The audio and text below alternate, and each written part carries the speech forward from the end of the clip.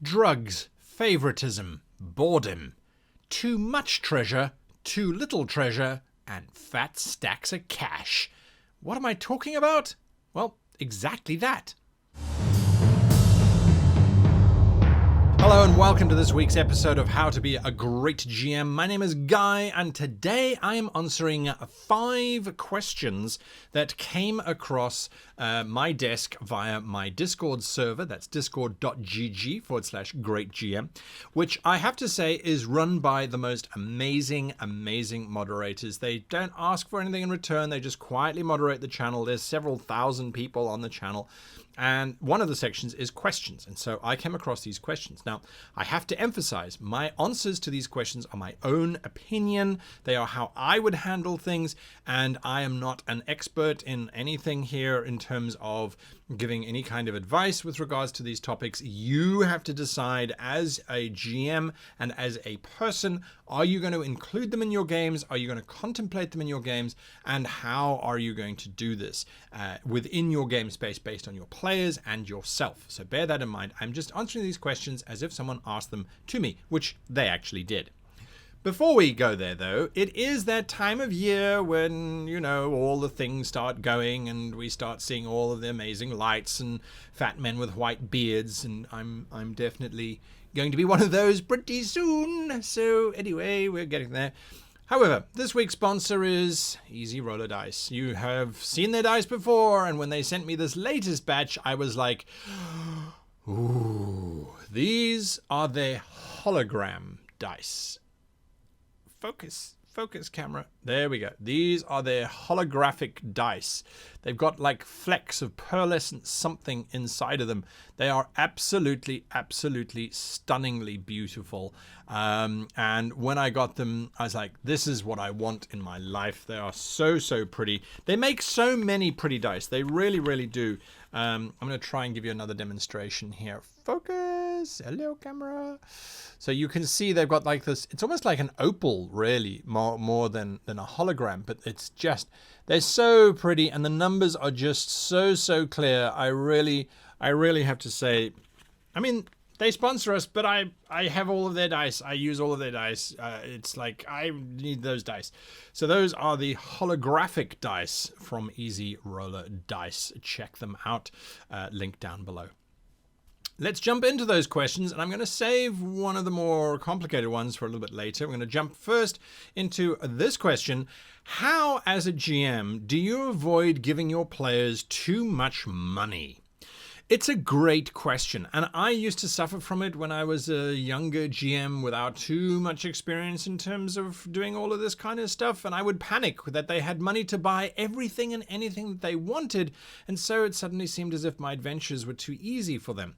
And then I discovered property. Property is one of the greatest money sinks that you will ever encounter, not only in your role-playing career, but also in real life.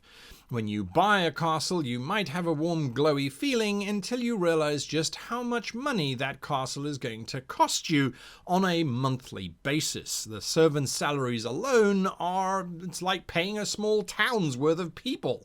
And yes, the castle will generate its own money after a fashion, but someone's got to pay for the repair work after that last ogre siege destroyed the south wall. That's got to get paid for. The builders have to pay for it. It really does start to mount up.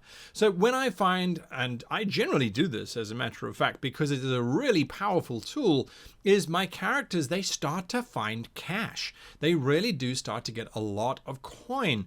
Whenever they search bodies or whenever they take out a merchant or a thing along those lines, I don't say, oh, you find 2 gold pieces. What are you going to do with 2 gold pieces in today's day and age? I mean, really, you're going to go into market, you're going to go to the tavern and have a beer, and maybe you're going to have a meal first because you just arrived from your farm. That's going to cost you at least 6 or 7 coppers. Then you're going to go from there, and you might, pick up a new cape or a new hood because winter is on the way. That's easily 5 to 8 silver, especially if you want the one that's waterproofed with wax. So now that's maybe 12 silver. So already you're on 1.2 gold. Then you do your shopping, right? You're getting your staples, you're getting your axe heads, you're getting your caltrops, you're getting your this and that. That's easily another 3 gold pieces if you don't know where to shop. Then you go, well, it's actually been quite a long day of shopping. I might as well have lunch while I'm in town. That's a pie and perhaps another beer and maybe a little sweet treat for, it's been a long shopping day. There's another 6 copper pieces gone straight away, which amounts to a silver piece now. So now you're sitting on like 3.4 silver pieces. I'm being pedantic and I'm enjoying that analogy way too much. I have fun role-playing and exploring these ideas, okay? Sue me. Don't sue me. I don't have any lawyers. Now, the idea is that characters will have cash. They get the cash, but then what do they do with it? Well, you have to understand the fundamental principle of how most of capitalism works is you are always trying to take money away from someone who has it by giving them something of lesser value. So a king goes, there's adventurers. They've got stacks and stacks and stacks of cash because they do all those dragon hoards and things. I'm going to offer them a castle or a tower or an estate somewhere that has no value to me whatsoever. But I'm going to let them buy it, think it's their own. I'll give them a title, cost me nothing, and then they'll run the bloody place and pay for it themselves. I mean, that trick has only worked since the beginning of economy. The Romans used to do it to their soldiers. Work for us for 25 years, then you retire, if you survive. We'll give you a very small amount of money, considering that you've conquered, Egypt, and all of the gold that went with it. We'll give you a very small amount of money, and then allow you to buy a veteran's farm in a veteran's colony, which you'll then generate food, which you can then sell to the empire for a small amount, because we still own a little bit of that property that you've bought from us using money that we gave to you, and so you've gone from soldier to serf. No, it's a good thing. The next question which was asked was, how do you come up with ideas for different types of treasure? And what do you do with that treasure once they have it? This is a big problem in a lot of fantasy worlds, is a +1 sword is a pretty remarkable thing, given the fact the amount of energy that's gone into making it such a valuable weapon. And that's the most mundane of them. Now, I very seldom will give magical items that are mundane. I don't like those, and I think that in most role-playing systems, the characters are already strong enough without being able to give them an additional +5 to hit. It literally just means they hit everything, and then a little bit of tension from combat has been removed. So I would give them a sword that decides whether or not it wants to do more damage or less damage to the opponent, depending on the alignment of the opponent, or perhaps depending on how it feels this morning. Or perhaps the sword itself is actually useful for opening doors, not so useful for killing people. I try to design my own magical items depending not on what the characters need, but on what I think the characters could find useful or find use out of. So, for example, a map that if the characters hold and really concentrate on a location they've been to, the map will show them where that location is relative to themselves. It's kind of like Google Maps. It doesn't necessarily show you what's in the area, and it doesn't show you the building layout. That's not what the map is for, but it does show you how to get there. And all it does is it removes an element that seems to sometimes be even lacking from games anyway, of the players trying to find this place in the first place. The trick, of course, is that they have to have been there, or they have to know that this place exists and roughly where it is. So I give them more functional stuff, as well as then stacks of cash. See answer to question 1 above. Question number 3 is, how do you find out where your major GMing issues lie and how do you overcome them? Now, that's a staggering question, and I have answered that in various videos throughout the course of this channel, but suffice it to say, we all become aware of our issues as a GM.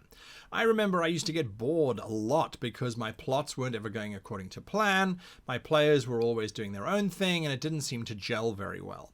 I realized my weakness there was I was trying to control where the game was going, and I wasn't enjoying the journey that I was on. I was trying to get to an ending, and when that ending didn't seem possible, I used to get bored and move on and start a new series of games and adventures and campaigns. When you first start out, I would suggest trying to identify what type of GM you are. What is your GM style? And there are videos on this channel that deal with your GM style, whether you are a simulationist or a narrator GM or an actor GM. identifying that will certainly help you. I think also identifying what your player types are is very important, because you might find that you are in opposition to one another, and that opposition, although it doesn't seem like it to begin with, starts to creep in, and it starts to make the game feel as if it's more like work and less like fun, which is what we're trying to avoid. Another question that was asked is favoritism. How do you handle being accused of favoritism at your table when in actual fact you're doing the opposite, or the person is just lucky? Now, this often frequently. Well done. I human English this, yes. Apparently words are not my strong point. I should probably not be doing this. When you have a significant other who's role-playing at your table, there are, I would say, probably two extreme types of reaction. The one extreme is that you favor them and then you give them a little bit of extra support and help because you basically want to get laid later. The alternative is that you are harsh and strict and demand more of them because you recognize that they are a reflection of yourself and that your peers sitting around the table will be judging you based on that person. And if that person is as thick as a plank and doesn't actually know how to roll anything, they're going to judge you harshly. Maybe I'm just going to be the one who's judging you harshly. Anyway, the bottom line is that when you have a significant other at your table, I think you need to make sure that they understand that you're not going to provide them any additional support, but you also need to make sure that you yourself are not demanding too much of them, and that you're not placing those kind of demands outside of the game. There is obviously a propensity for you to want to share what's going to happen in the game and to give them some advice and to try and help them along, especially if you see them struggling. My advice is, if your significant other is struggling at role-playing, maybe they're not so good at memorizing the dice, or try a different role-playing group and a different game. Try and put together a group of inexperienced players who can then all learn together. Especially if you have a group that's been playing together for 10 years and suddenly you find yourself in love and you bring that person to the table and they've got 10 minutes worth of experience and they really don't know what to do. It's going to be frustrating for everybody. And that is not a fault of anybody. That is simply an experiential level difference. Think about it. If you go and play an online game and you're playing with someone who is a noob and has absolutely no idea of what to do, they are going to make that game a lot more difficult and taxing and take away from the actual game, because now there's a whole different thing that's going on, which is the education of this particular player.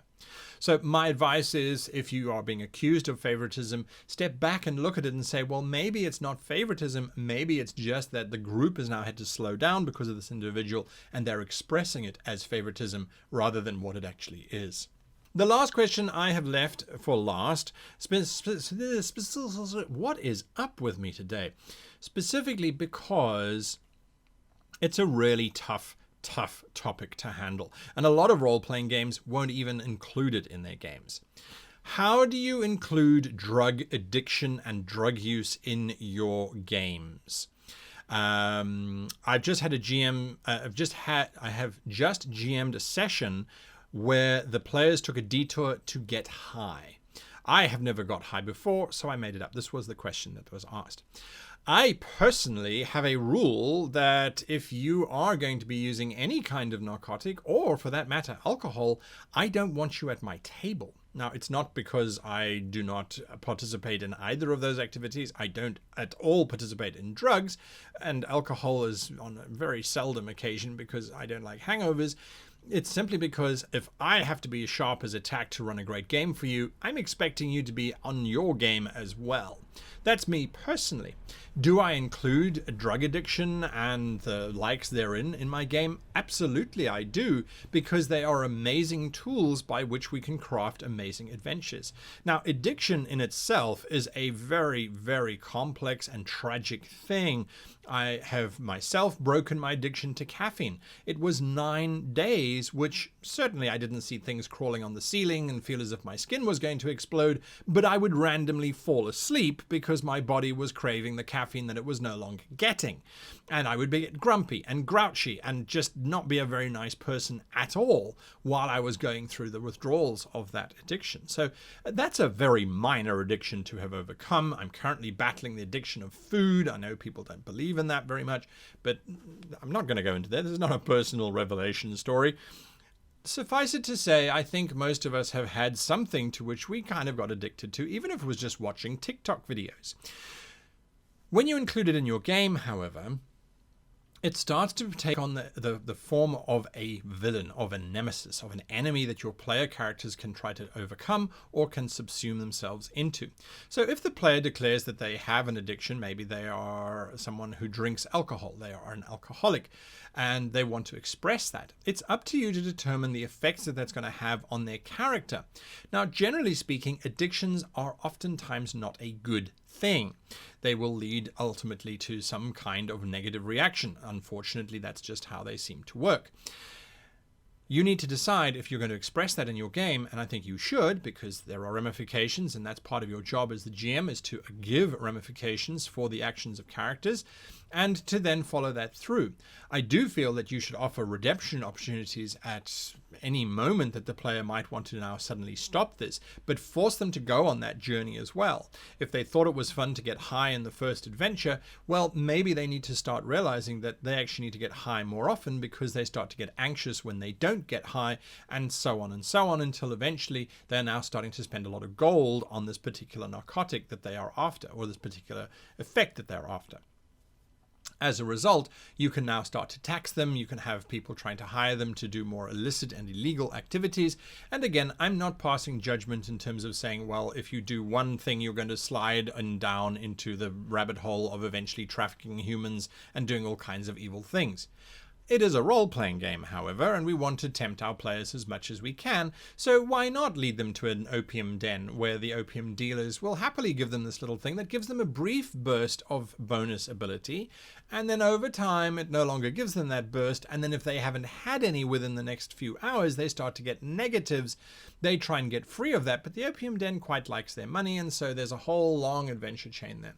So I think that you have to be very sensitive to it, and I also feel that before you enter into this kind of space where you're including drug use in your game, you should speak to all of the players at your table. I know that I have played with many players who have had addictions in the past and have overcome them and were not particularly comfortable revisiting them, but I equally know of many players who have had addictions and have overcome them and have relished seeing them included in the game because it has made them recognize the journey that they went on and the triumph that they had in overcoming that particular addiction.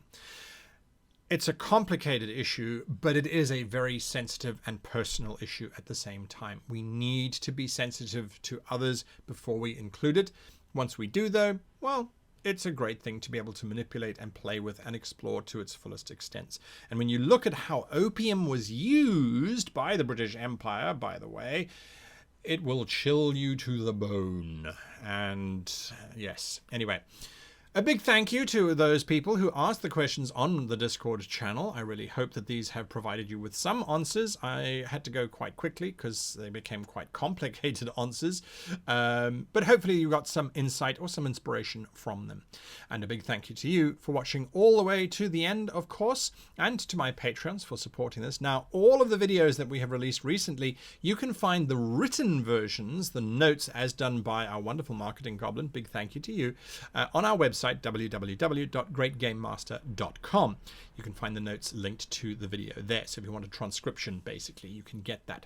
And then finally, a reminder, Easy Roller Dice. They are shipping quite quickly. So if you are going to give some amazing dice to some of your friends for, I don't know, a festival reason, or just because they're cool dice, you can pick up these holographic dice from Easy Roller Dice. Until next time, I wish you and yours the very happiest of gaming.